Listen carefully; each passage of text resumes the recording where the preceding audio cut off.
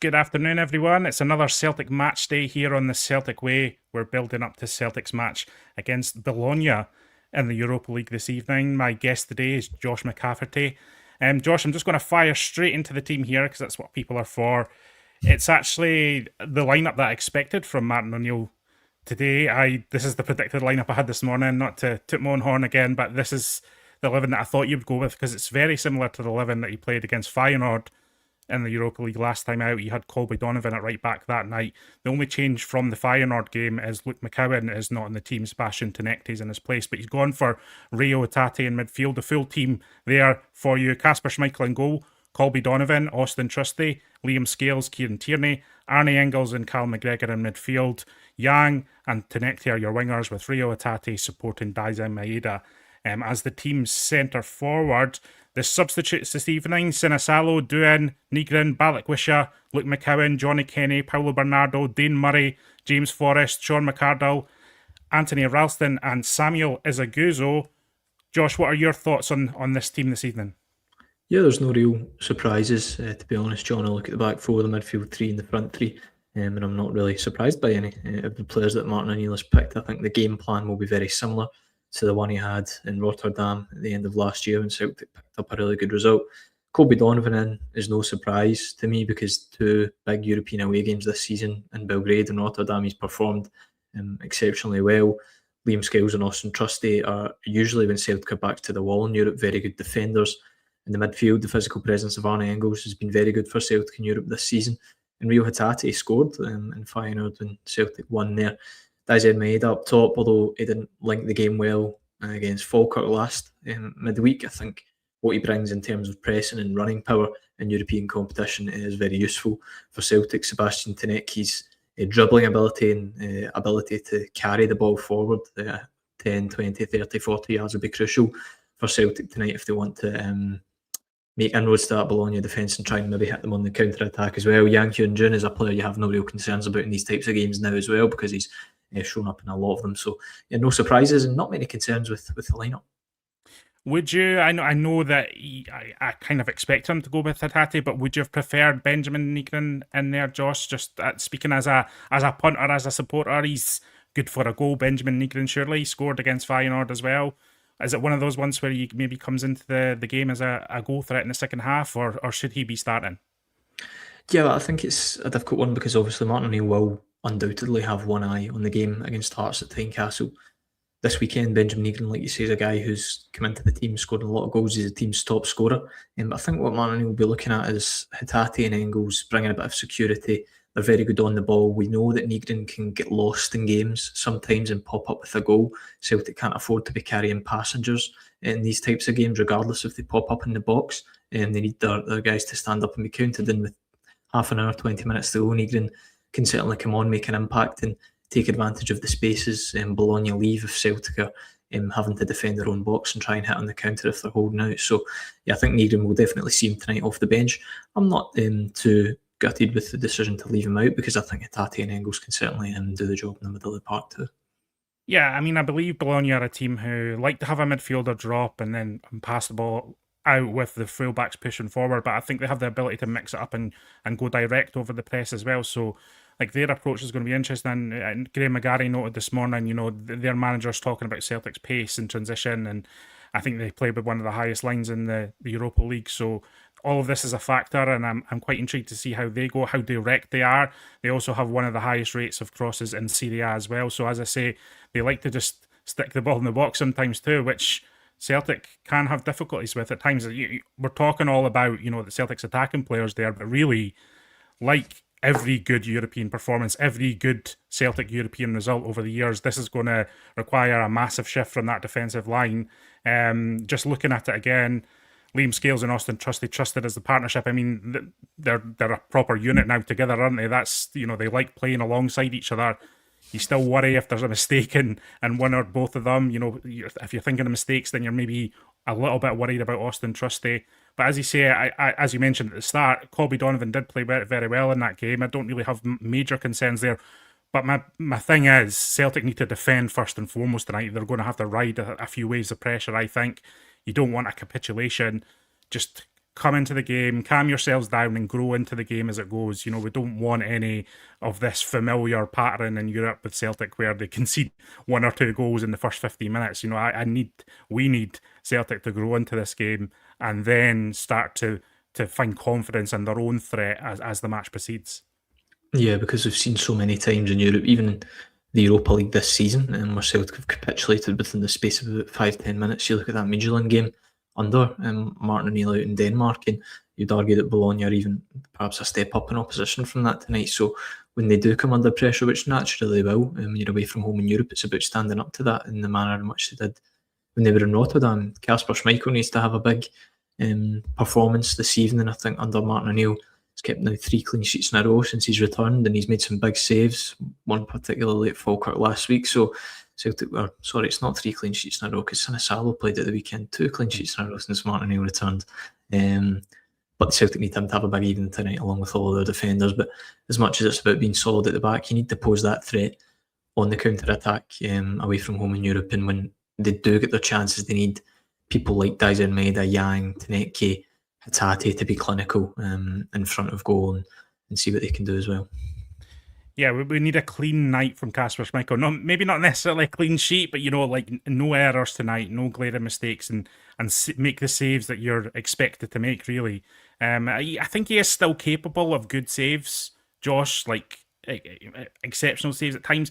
It's the ones that you feel like he should be saving that sometimes he's struggled with this year, and we can't have that from Schmeichel tonight. Again, like the rest of the defensive line, they're all going to be need to give 8, 9, 10 out of 10 performances tonight for Celtic to get a result.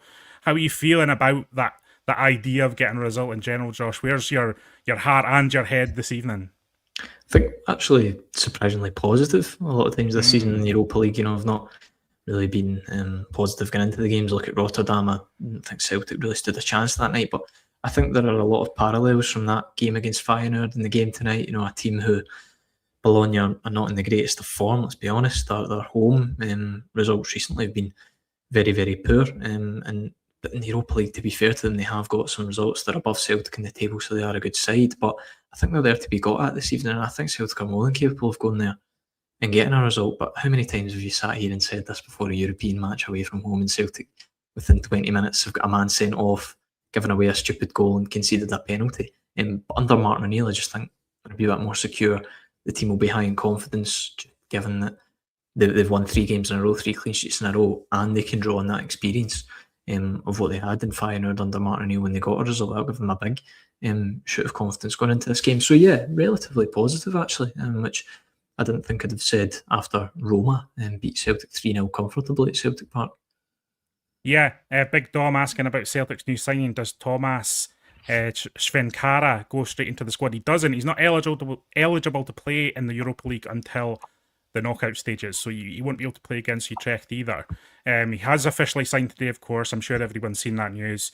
But yeah, he's officially signed on loan to the end of the season. There's an option to buy there. I think the chat is it's around £7 million. Martin O'Neill kind of tempered in expectations with him, but obviously there's going to be a lot of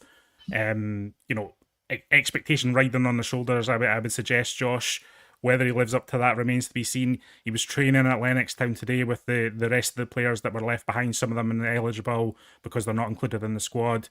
Celtic posted a short training video. It was like Stephen Welsh, Julian Araujo, players like that. So he is at Lennoxtown. He is preparing. He said in his interview he's kind of ready to go for Hearts. He feels like he's got the fitness.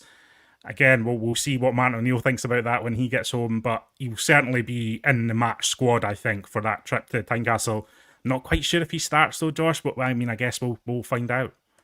Yeah, it's just a case of wait and see. Obviously can't play tonight, but we're looking forward to getting a glimpse of him at Tynecastle on Sunday, whether that's from the start or from the bench. I think there is a lot of pressure on his shoulders, regardless of what Martin O'Neill said in his pre-match press conference last night. I think Thomas needs to come into Celtic and score goals because they need a striker who can do that. Martin O'Neill was quick to kind of say that he's not, even though he's 6'2", 6'3", he's not a target man striker in the ilk of Chris Sutton or John Hartson. He's a quick guy who's quite agile, who can run, who can press, who can link the play, and who can come alive in the penalty box. And that's exactly what Celtic need at this moment in time. Whether he can recapture his form that he had at Sparta Prague is a completely different question, because he didn't really do well at Borussia Mönchengladbach. Now, on loan to Turkey in the first half of this season. He had a lot of off-field issues there, disputes over his wages and not getting paid. So hopefully now at Celtic he can just completely focus on his football and try and get back to his best form. I don't mind a bit of a rehabilitation job on a striker coming to Celtic who maybe isn't getting the minutes or performing as well elsewhere. I don't think that's, an automatic precursor for him failing to do well at Celtic. We have a full analysis of the player up on the celticway.co.uk tomorrow from Stuart Ross, so lots more on the new signing to come. Hopefully does well, but back to tonight, Celtic don't have that striker. Do you trust Diza Maeda to stick away the goals tonight, Josh? Yeah, I mean, I keep going back to the Feyenoord game, but it's because it was such a good result and such a good performance, and they need to carry that blueprint into tonight. But his pressing that night was very good. He played a massive part in two of the goals for Celtic. Hatate's strike and then Benjamin Igben's goal that eventually sealed the win. So in terms of linking the play and if Celtic want him to hold up the ball, I'm not confident because I don't think he can do that well enough. But running in behind, pressing, hassling defenders, I think he's more than capable. They'll have Johnny Kenny on the bench who can come into the game. Samuel Izagusso, academy players on the bench. He can play up front too. I wonder if they'd maybe look at giving him a run out. But yeah, Dyson Maeda as a striker, I don't think Martin O'Neill likes playing him there, but it's needs must. Yeah, I'm not sure if you're filling me with confidence with some of the names you're reading off on the bench there, Josh, I have to say. But look, we live in eternal hope. I wasn't expecting anything out of the Feyenoord game. I'm not really expecting too much out of tonight's game, to be frank with you, Josh. But I think, as I've said a couple of times this week, I think there's an element of a pressure-free occasion for Celtic tonight because it's really the next game against Utrecht that you're really looking at for the 3 points. I think 3 points will be enough to go through. I could be drastically wrong on that. But I just feel like if they beat Utrecht at home, they've given themselves a really good chance of getting into the knockouts. And whatever comes tonight, I think, is a bonus. I don't think the players will be seeing it like that, to be honest, Josh. That's just my warped viewpoint. But I just want them to go out and kind of show what they can do tonight. Yeah, before you said a bonus, I was literally just thinking that in my head, because the Utrecht game, I mean, before or when you get the draw and the fixtures that Celtic have, you kind of earmark where they can get their points from and what they're looking like. And Utrecht is a game you earmark at the end for 3 points. Tonight and Feyenoord are probably games that you look at for 0 points out of 6. So they've already got 3 from 6, which is a bonus in itself. So anything tonight as well is a bonus. Like you're saying, they can play with that freedom because they're not expected to go and win tonight. They're not expected to go and get a draw. Whereas at the weekend, they must not lose on Sunday. So play with a bit of freedom tonight. That'll be the message from Martin O'Neill. But a lot of people saying, Europa League, bit of an inconvenience given the title race. But I think if Celtic managed to strengthen their squad by signing another couple of decent players between them and the end of the transfer window, they've got about a week and a half left. I think that it's doing something in the Europa League, like even just winning a knockout tie. Celtic haven't won a knockout tie in Europe since 2004. Like winning one tie this season in the Europa League would be a good achievement for the club and a good marker of progress, or maybe not progress because they're in the Europa League and they were Champions League last season, but it'd be good to do it. So I'm not writing off the Europa League as a competition yet this season. This one I'd like to see Celtic do well in, and getting a result tonight could, for us, if they win tonight, more or less, like you said, book their place in the knockout stages. Josh, a little bit of transfer news tonight from yourself. It seems that Celtic won't be pursuing Ignacio Nacho La Quintana, the RB Bragantino winger. There was initial discussions with his representatives at the start of the year. So I think on the weekend of the Rangers game, it looked like things were heading in the direction of him signing because the player was keen to make the move as well. But your understanding is, not to tell your own story for you, but your understanding is that Celtic haven't followed up that interest and are now believed to have moved on to other targets. Yeah, over 2 weeks ago now, representatives of the player held talks in Glasgow after the derby loss to Rangers. After those talks, the player was happy to come to Celtic and join the club, but Celtic haven't followed up their interest since then, so it appears that a deal is now unlikely. Our understanding as well is that they're looking at other targets on the right wing. Made an approach for Jesuran Raksaki, the Crystal Palace winger, as well as other targets that they're looking at as backup options too. So yeah, a deal for La Quintana, while it is unlikely at this stage, if moves for Redzic and Raksaki don't come to fruition, he's perhaps a player they could revisit towards the end of the window on loan with an option to buy. But at this moment in time, it doesn't look like it will happen. Yeah, Graham McGarry is over in Bologna for us, and he's what he's hearing around the squad is there's some sort of unnamed transfer targets Celtic are in pursuit of that nobody really has the handle on yet or the scoop on yet.